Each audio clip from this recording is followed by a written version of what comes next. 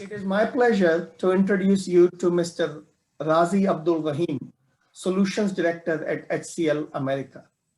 Razi did his BTech in Electronics and Communications from University of Kerala and MBA in International Marketing from Symbiosis Institute of Management, Pune. Razi started his career with Medtronic in Trivandrum, Kerala, then moved to Mistel, Bangalore after his marriage, and subsequently to Wipro as technical consultant in Wipro Product Engineering Group. He moved to Wipro in 2007 and became the head of operations and delivery for US and Mexico by 2014. Since 2018, Razi has been with HCL as Solutions Director for the Engineering R&D Group. He joins us today from Chicago, where he lives with his wife and children, with his two children. In the interest of complete disclosure, let me share with you that Razi and I were neighbors in New York for 7 years, and his wife and my sister are very good friends. It is therefore not surprising that I have the utmost respect and affection for Razi and his family. Of course, notwithstanding our personal relationship, please feel free to ask Razi whatever questions you want. Our only goal in this interaction is for students to learn about globalization and pursuing a successful career in the global. Razi, with that, let me extend you a formal welcome to this session. Thank you for taking the time to talk to our students.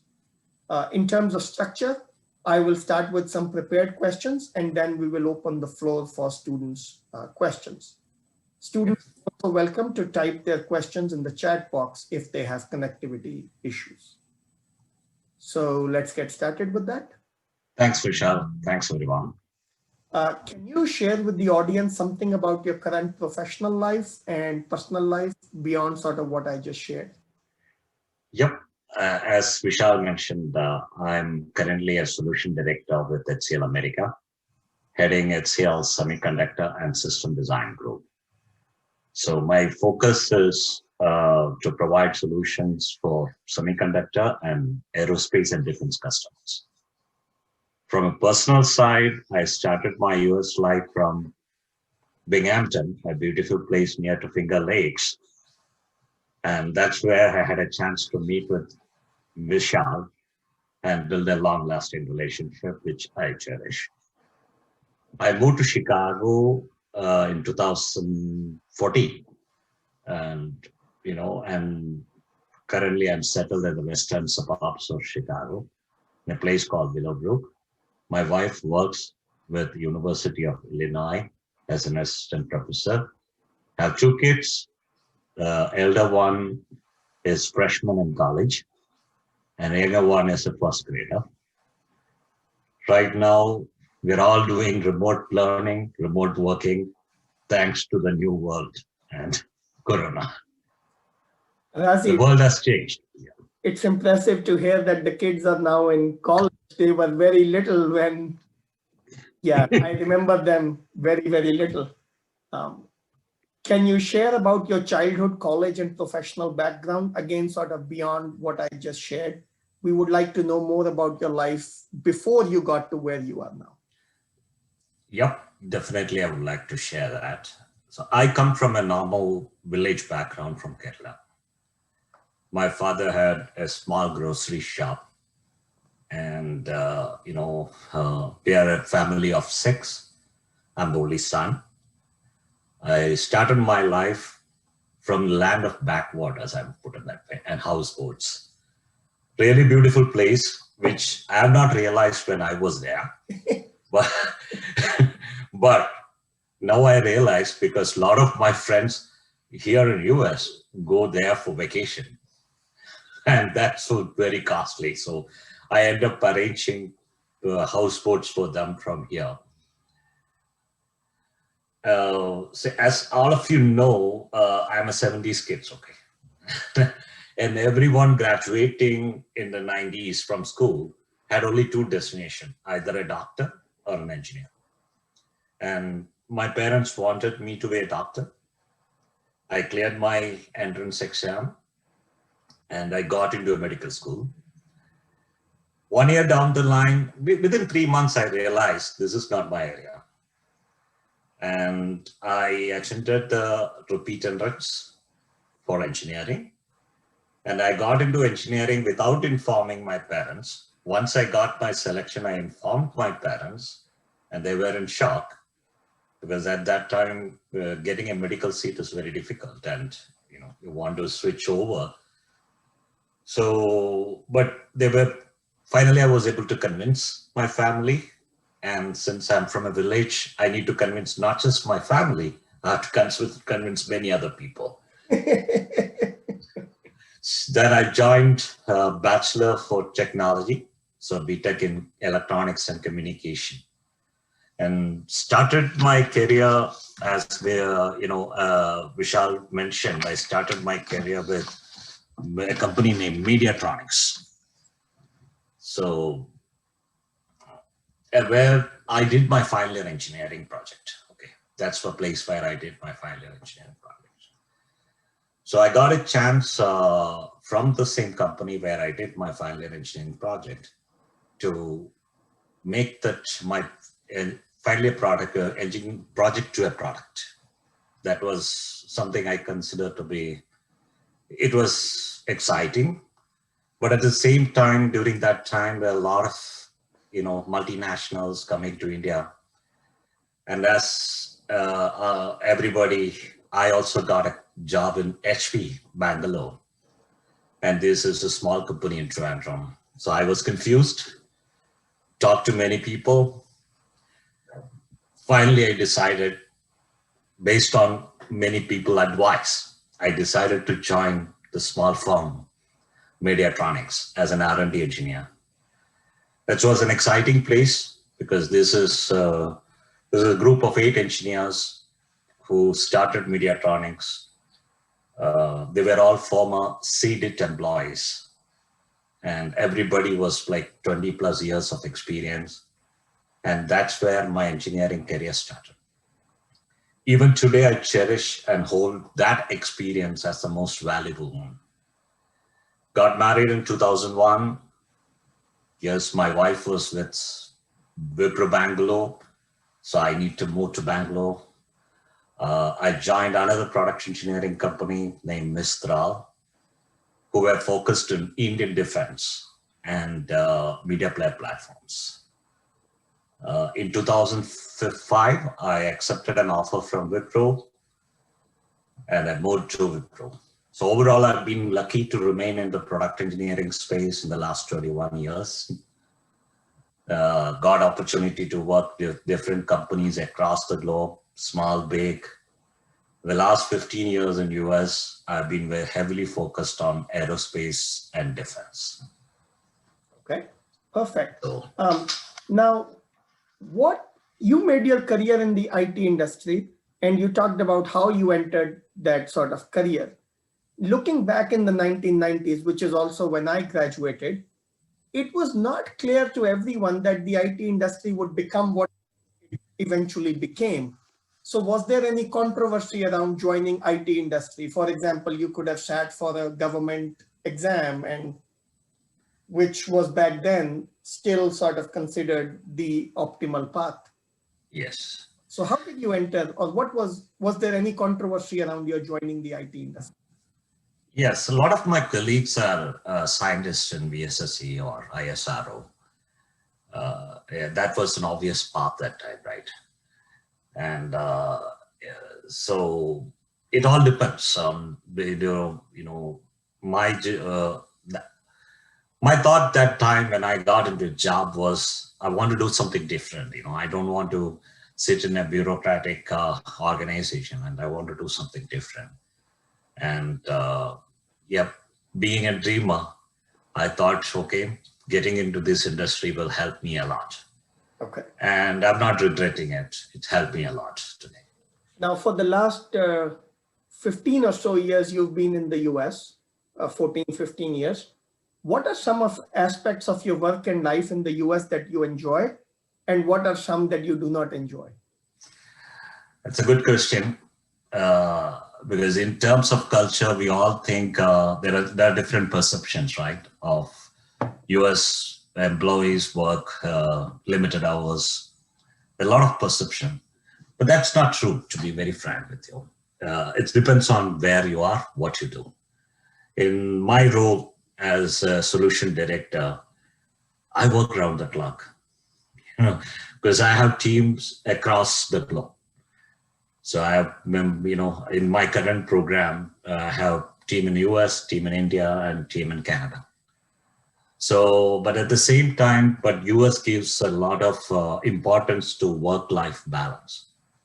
Like taking an off or a vacation is something considered to be mandatory.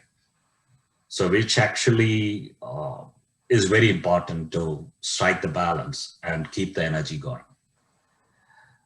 So in terms of what I not enjoy, I can't specifically say anything because there are positives and negatives everywhere, right? So take it at that spirit. So for example, I have been in the US for a long time now.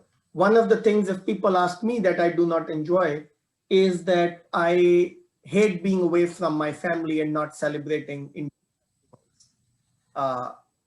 so is there anything like that you don't? See, it's all depends, right? Say I celebrate everything. I celebrate Christmas, I celebrate Diwali, I celebrate Onam, I celebrate everything. And today, in today's world of technology, we're not far away from home. Okay. Like every day you can have Skype call, WhatsApp call, whatever you want, right? So you're not far away from home. And so you don't feel that you are far away from home today. Okay. So given how many years you've been in the US, how do you think India is seen in the US, India and Indians? Because there's a lot of controversy around sort of, India and Indians in the US. So could you speak to that? Yep. India is actually known for the talent pool, right? There are many accomplished Indians across the globe today. And whether you take Microsoft, Google, many top companies have Indian CEOs today. But it is true across US that, whether it is true across US, the answer is no. Because I've traveled across US for my job. And in my previous role as delivery head for US and Mexico, I would have traveled across almost 50 states. So, but biggest thing that I've seen us, US think different, East, West, Midwest, everywhere they think differently. The perception of India in West side is different from the perception of India in East side. The place where I started my career, the upstate New York, it's completely different. I had experience of explaining from where I am with the globe, So some of them, they don't know where are you from. And so one thing is clear, exposure of an average American to India and Indian culture and the developments happening in India is limited. So that I can reiterate with my son and kids going to school, because they don't study much about it, right? And we don't see much news about it. So it will, in short, it varies across. So, but it is on Indians, us, to make that mark. Okay. You also see a lot of Indians coming to work for companies like Wipro and HCL. How do you think people living in India view USA and working in USA? Based on my interactions, I've been in the last 15, 16 years, I've always had, team members part of somewhere in India. So based on interactions, I think, or my view is, Indians look at US as a land of opportunities. Right, a lot of Indians come to US. That a lot of Indians come to US to pursue their higher studies, and thereby joining an US multinational. So what I feel is, I keep thinking, we Indians can make a mark in the world. US is just a stepping stone, because in today's world, it's a global economy and technology has become global. So US is just a stepping stone, and we Indians can always make an impact. Okay. With that, I'll open the floor to to the students for questions, and I will ask questions sort of as we go through. So students, time for questions from you. Sir, you talk about making an impact. So, as an MBA grad, what type of floor are open for like us, student like us, as a fresher? So basically, what your question, if I reiterate, what kind of a role, right, as a fresher? Yes. See, mainly the word of fresher is something very unique I've seen with Indians, okay? Because you will not be doing MBA without a graduation, right? So you have gone through, in US culture, it is called undergrad, and then you are graduating now. So you come, think big, fresh. The word of fresher is no more there. If you can think big, you can dream, you can apply, and especially many companies they look for the talent. They look for the right attitude. If you have the right attitude, you can get in anywhere. Okay, sir. I hope that clarifies. Yes, sir. Sure. Razi, I want to build on Anupam's question and ask something that you and I have discussed in the past, which there was a time when companies like Infosys, Wipro, HCL, when they were expanding overseas, they were taking armies of Indian employees with them. That is now changing, is it not? Yes, that has completely changed. Like, for example, the organization that I'm part of, 70% of our US employee base are locals. And when I was with Wipro, initially Wipro was having 18% on-site employees as local, but when I was leaving, it was around 56%. So, the globalization has, gone through everywhere, like with all the visa restrictions coming in. Every organization has to change, and every organization is moving in that direction. So that's why I was always telling, like, US is only a stepping stone, right? You can be anywhere in the world today to work for any company, right? With internet and a laptop, you can even be employed with a US company being in Alaska, being in Antarctica. That's all. So that has changed a lot, and every organization has to move with the wave. And is it only the visa restrictions that have led them to start hiring overseas, or are there other reasons too? So from a Indian employment perspective, it is primarily driven by visa restrictions. But, many organizations wants to show a local face. That's another reason for being local. But at the same time, I've seen Indian kids coming over here who are doing their masters. They land up in good employment opportunities, right? Whether it is with Google, Microsoft, and across many organizations. So I'm not seeing a challenge of engineers going back, because the opportunities are enough. Okay. Other questions from the class? So yes, sir. This is Avik. A very good morning, sir. Yep. Yeah. So actually, I could connect whatever you are saying. Actually, I also belong from a electronics and communication engineering background, and then now I am pursuing my MBA after like working for a year as a product engineer. So Very good. So my question to you is like, after my MBA, hopefully I'll be also joining an technology-based organization, but maybe in a business, the job role will be on a business role. So my question to you will be like, what are the present opportunities to like move to US presently, like since after the COVID era. So what are the kind of options that you were seeing? Along with this, like what are the what are the growth opportunities? Is there any clear distinct difference between US employees or Indian employees, or they are like judged on the same scale? You touched a very important point. There is no difference between a US employee and an Indian employee today. If you have a talent, no matter, you can get in anywhere. So, because what we see, a lot of our, lot of Indians have made an impact, right?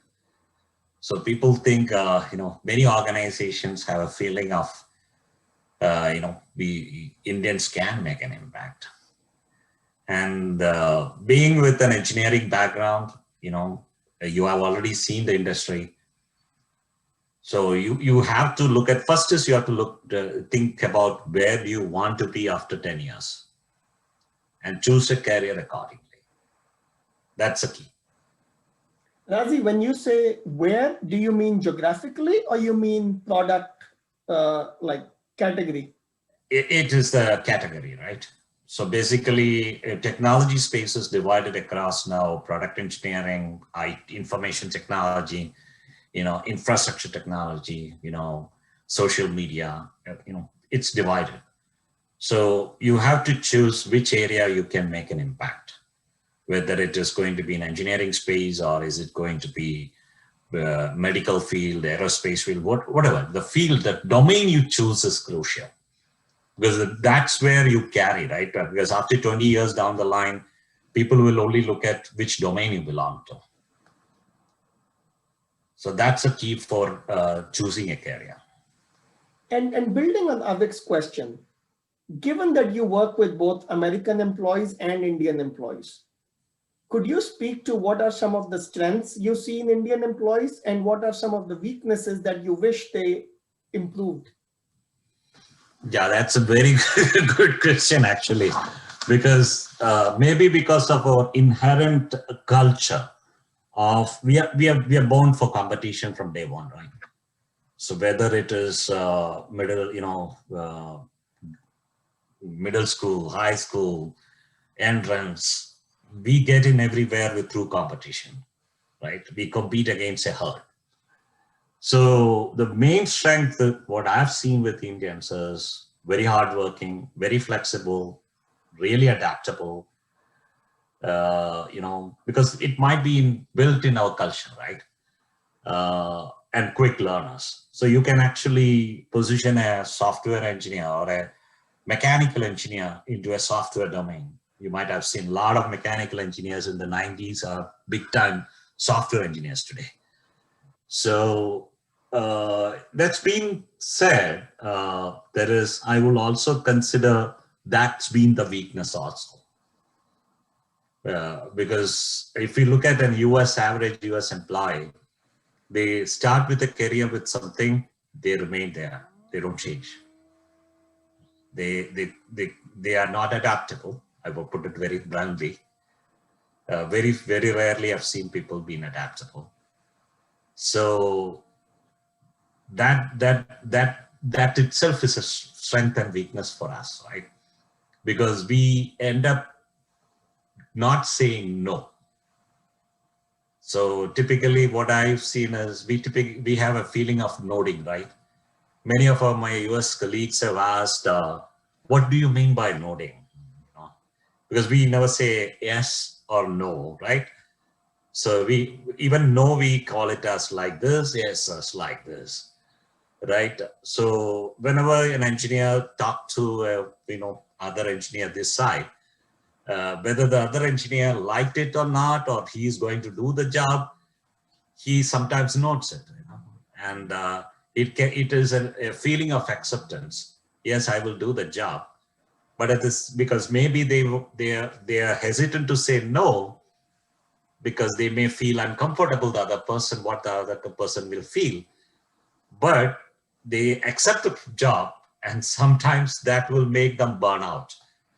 So biggest difference I've seen is in US, sometimes people say, I can't do this job. blunt. But Indians typically won't do that. That's been the biggest difference. And I would always say, one of the things that I've been telling my colleagues, people who come to my team is, if you want to say no, straight away say no. Because that's important.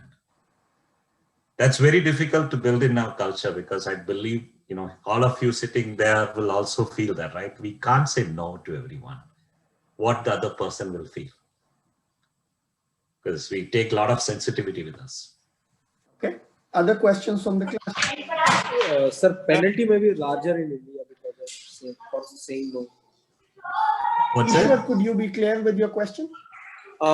Sir, penalty is larger in India for saying no. Why? Sir, I will give example from my institute. There are very strict deadlines. If you don't adhere to the deadlines, I mean, you will fail in that subject, literally. Because actually that's true. From an education perspective, I agree. But why do you want to follow the education principles to a career? But Razi, here's my question. In IT, aren't you on strict deadlines? And if you don't follow those deadlines, you may be not. So basically, see, deadlines are dictated by the management, right? See, it can be a failure from an estimation perspective. It can be a failure from a leadership perspective. But what the engineers pay for that, right? So yes, we may have to work together. One of the things that I've been always educating my leadership is, managers have to be passionate. When the team is passionate, yes, we can all work together. But it should not happen that one set of people work very hard, one set of people take it light. That's where you have to be very sensitive on that. So I'm not saying that it's a blunt no. You can echo your opinion. Many times we don't echo our opinion. In our mind, we may feel it is not possible. But can I express my views? That's where the resistance comes in. So you have to express your views, no matter who is on the other side. Express your views. Many times that will help a lot. But do so in a professional and courteous manner. Yeah, it can be a courteous manner, right? Because that's something inherent with our culture. When we say no, we typically won't say no straight, right? We will say, I think it may not be feasible. That's how we present our no. We won't say no too directly. So when I say no, it is a way of expressing your views. So rather than just nodding your head and accepting it, you can express your views. Okay. The organizations are very open nowadays. Express your views. If your view says it may require additional 3 more people, or it may require stretching a little bit, highlight it. That's what I meant by saying no, right? It's not just saying blunt no. It's expressing your views. Other questions from the class? Sir, good morning, sir. So, adding to Vishal sir's question, actually, I wanted to know that since India, typical Indian is very accustomed to competition and works very hard and try to maximize his or her performance efficiency. So, in the process of enhancing the efficiency, are Indians losing on innovativeness or coming up with the new ideas or inculcating passion in whatever they are doing? So you are on the senior leadership position right now. So in your subordinates, whether they are Indian or Americans, so do you see the difference in terms of innovative quotient in both the employees? It's a very tough question, to be very frank with you, because innovation, thinking out of box is something you have to inbuilt in the culture, right? Because many of us have been come through a competitive environment, as you rightly pointed out. So we tend to carry that competitive mindset or going forward as well. But one thing you need to be clear is, can I maintain that heavy momentum all my life. May not be feasible, right? You will get married, you will have a family, you will have kids. Where will I find time for everything? So one thing I've always tell my all the colleagues that I come across is be creative and think out of box. You don't have to carry your baggage with you. Start unlearning and start learning. Every day is a learning curve, right? So we don't have to, in today's world, nobody is looking for this gentleman has 25 years of experience in this field. Who can do the job is matters nowadays. So carrying baggage is something we have to learn to remove. We don't have to carry that baggage. So think fresh, think big, think out of box. That's something I always tell my Indian colleagues or Indian kids who come to my team.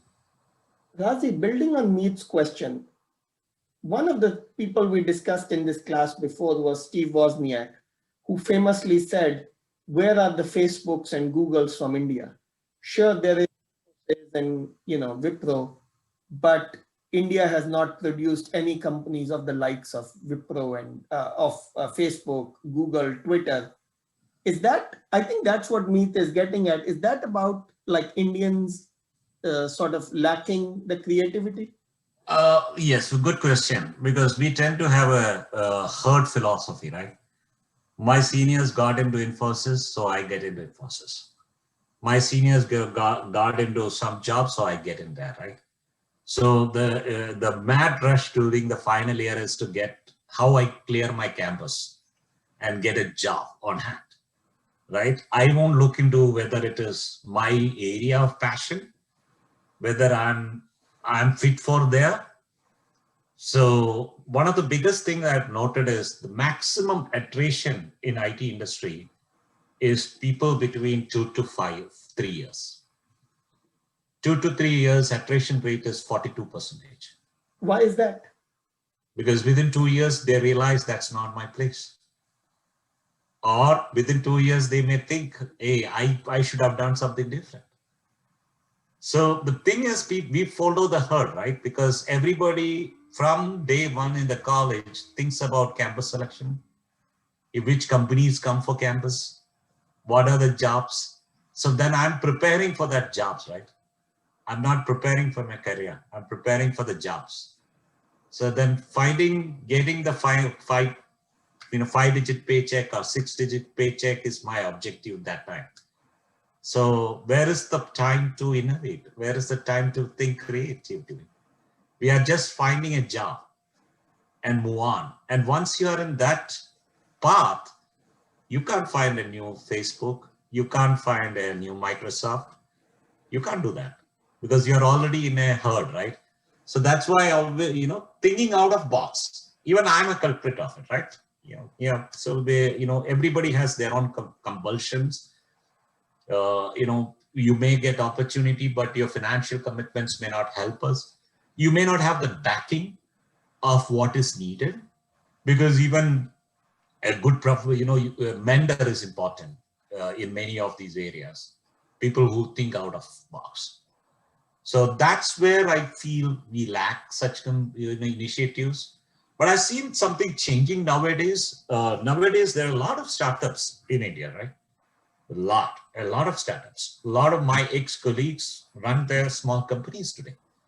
And they are ready to change, because I'll be put in this way, right? In the 70s, if I put an analogy, in the 90s, what we were doing, we were trying to get a comfortable life, right? Good IT industry offers good salary, good comfort, opportunity to travel. So we were trying to get in there. If you look at the kids of, I'm a kid of 70s, right? If I look at the kid of 90s, do they really want to come for, roti kana? No. Their fathers have done that, right? Their parents have done that. For them, it's more luxury, right? So can I afford to have a good car? Can I afford to have good brands? That's their mindset. But if you look at the kids today, right? No, I have luxury. I have, whatever I have today. What am I looking for? I'm looking. The new age people are looking for quality, right? So one of the challenge I face today is a lot of youngsters, the attrition with the juniors, right? The fresh engineers is very challenging today. Getting them passionate, like they would like to party, they would like to be entertained. The new age is gone, right? So what are they looking for? Quality, right?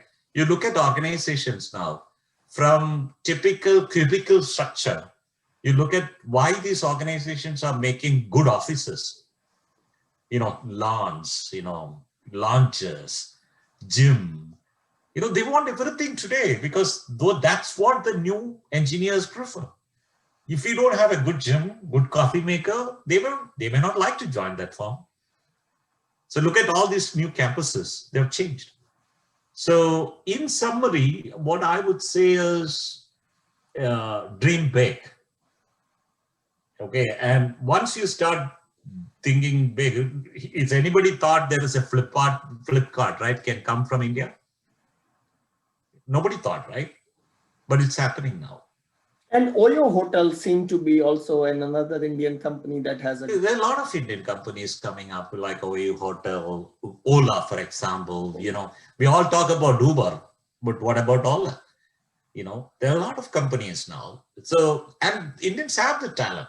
Many of you guys sitting there today can be a new CEO later.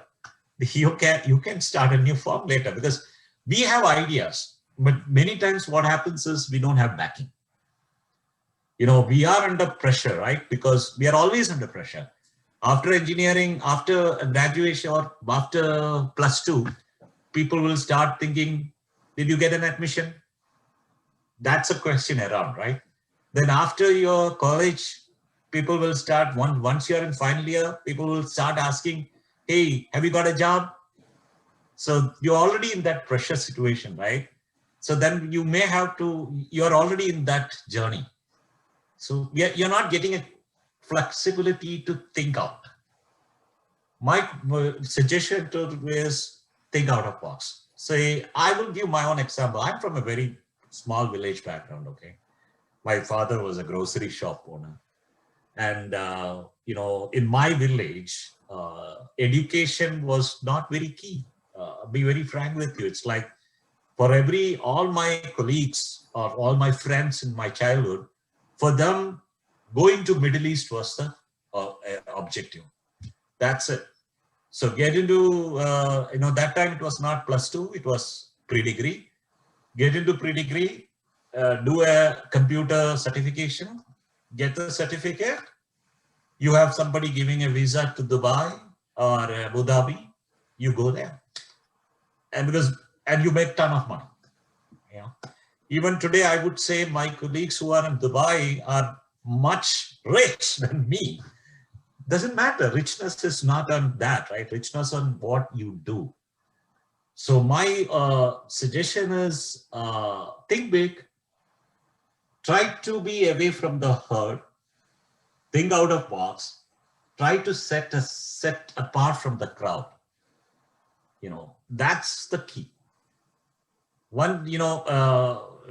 Even when I joined Mediatronics, dropping HP, a lot of people questioned my decision at that time, okay? A lot of people, even my family, my would-be, everyone. Salary was 1/5, just to give an example. SP is multinational, Mediatronics, even you don't know Mediatronics, right? Nobody knows Mediatronics. Even I was confused. But at that time, I met with someone who really gave me the right input to make that decision. So we need mentors. Try to associate with a mentor. Try to learn from them. these people who have, I would say people who have started this journey ahead of us can give us a lot of positives and negatives. Razi, That I will help. have questions about mentoring, but I want to give students an opportunity to ask questions, and then I'll come back to my question. Yeah. So other questions from the students?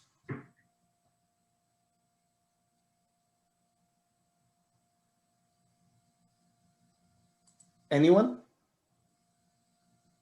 Guys, feel free. This is another advice I would like to give to Indians. Whenever I have a meeting with Indians, sometimes you will see pin drop silence. This is, even if you don't have a question, you can say, hey, I don't have a question. Typically our silence is either yes or I don't have any response. That's in our culture. So you can easily say, I don't have a question, or you can say, I have a question. Go ahead. Any questions from the students? There one more question related to what you said. So you rightly mentioned that a number of startups are coming up in India. And just I wanted to what my perception about the Indian startup is, they made their employees work like hell. And normally people are burnt out while working with startups. So my question is that do you have the same perception like in India it is such culture, and in US how the culture of the startup is, so work environment? There is no difference between India and US there. Okay, it's exactly the same. Only thing is in US people are rewarded with some stock in the startup.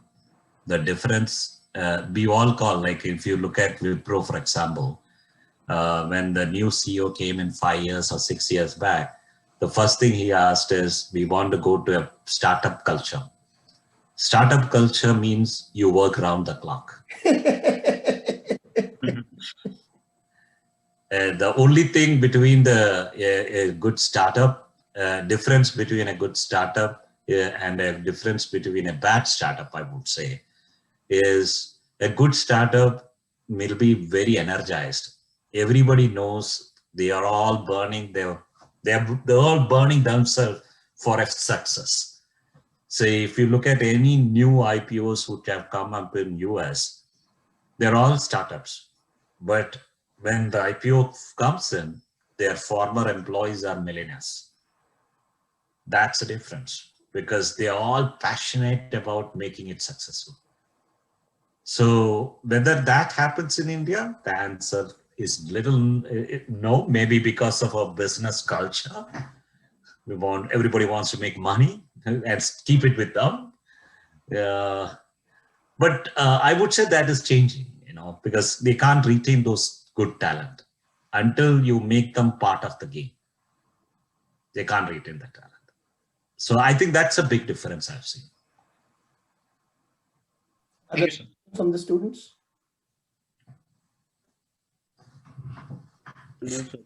Hello, sir. Rahul here.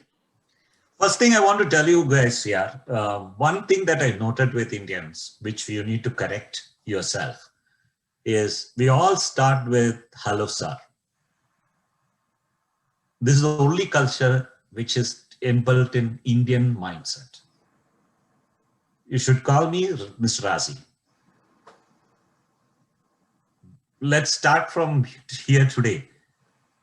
Let's take the word of sir out of our vocabulary. Rahul, over to you. Okay. Yeah. So, Mr. Razi, I have a question. So, my question is that in the startup domain only, so as there are many startup coming across and many startup getting funding also. So there are mindset in new age startup that if they get funding, they compulsory have to burn cash in order to promote their product. I seen startup in Silicon Valley also that they also get funding and they burn cash on promoting the product.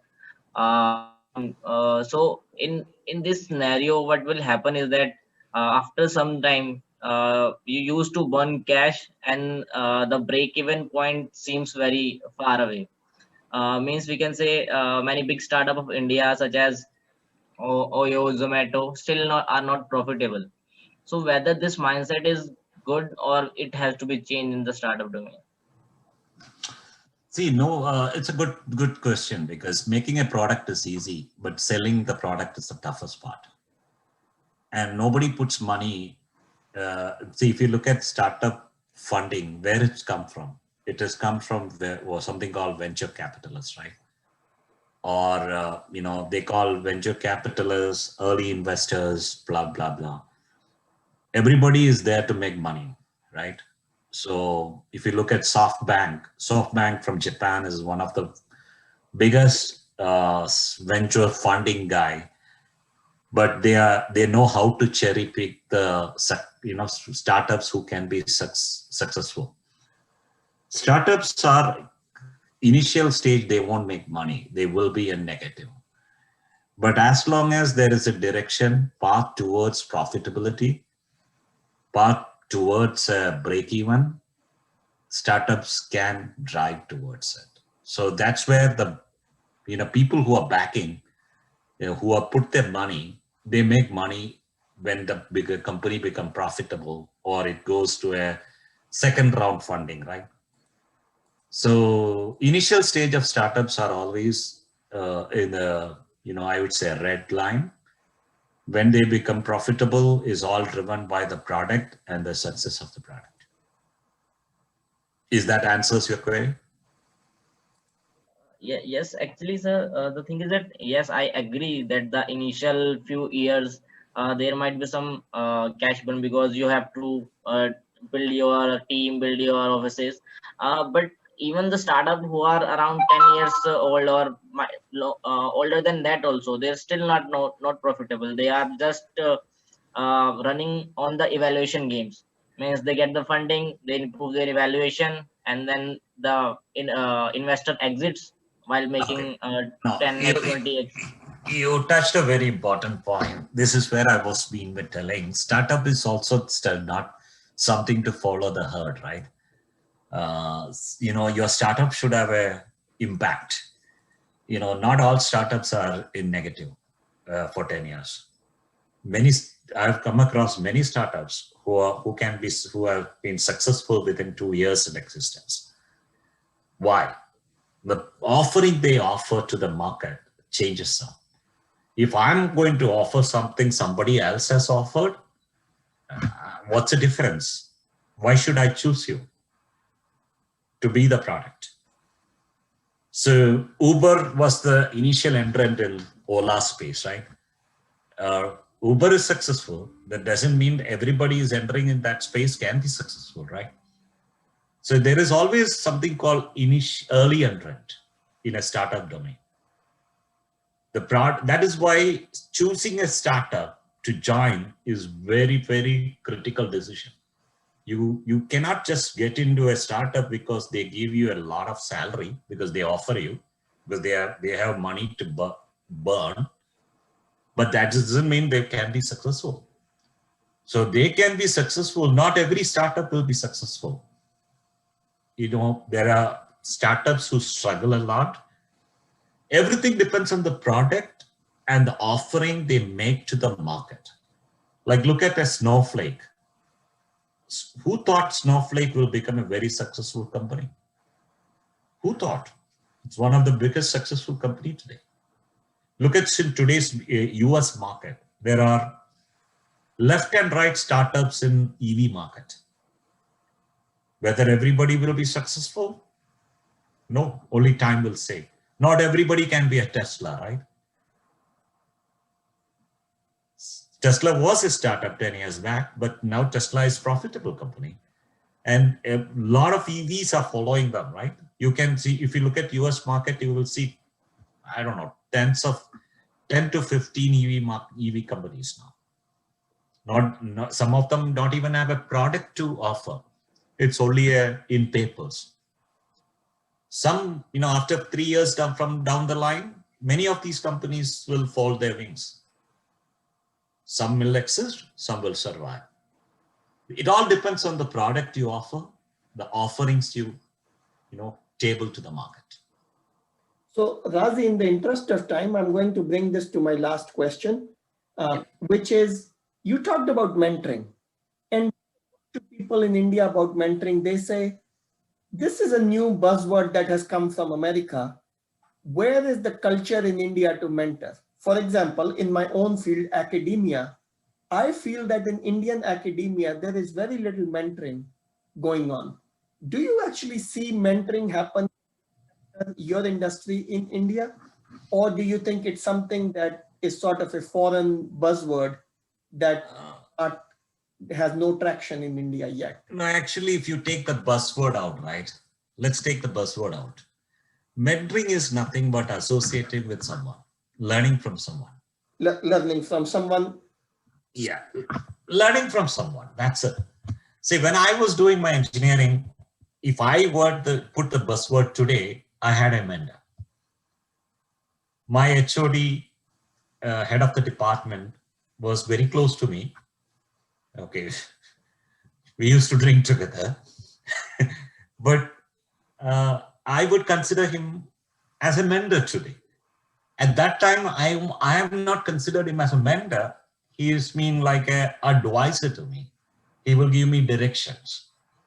So mentor is a buzzword. You can take the buzzword out. Try to associate with someone whom you feel can give you the right input for a direction. And you think there is a culture for that in India? In your Absolutely, absolutely. Absolutely, because see, I've seen myself, right? And like even today, whenever I am in a very tough engineering decision, I pick up my phone and call my first boss, Mr. Kannan. I call him and I will ask him, I will stable my problem. There I use the word sir, because that's how I also started, right? So, and I check with him, I'm in a situation like this, what should I do? So main thing is our openness to connect with the right people and take their learning. Sometimes, because we are used to it from our childhood, right? Our father will advise, our mother will advise, our grandparents will advise. By the time we are done with education, we don't want advice anymore. We just want to get out. So, but there is always a good advice, right? Somewhere. So try to associate it with that. Today I'm seeing it like in many companies, like in my company, if you look at, we have something called buddy culture. Any new person who comes in, they will be associated with a buddy. Means somebody senior who can handhold them for some time. So that's there actually. But only thing is in US, it is more buzzword, and not all mentors are good mentors. It's only for the title. So it is up to you to choose the right person whom you can. It can be person, it can be people, it can be different people, right? So it is not just one person. So I give my own example. I have as of now, I have close to 6 mentors. Different type of people, but for each problem, I won't reach to, depending on the problem, I will dial a different number, that's all. Great. So you need to be, the mentorship is, finding the right examples for you and try to learn from them is what I call it as mentorship, rather than, title of mentor. Great. On that note, Razi, let me thank you for your time today. And we appreciate your willingness to talk to the students. If any of them wants, would you be open to connecting with them on LinkedIn? Absolutely. So basically, if anything you guys wanted, I'm a very open. See, so as I told, I have 6 mentors, right? So I'm a mentor for many people today. So whatever I learn from different people, I try to, hand over to different people. So because information has to be spread, I would put it that way. Great. Learnings have to be spread. Thank you very much for your time.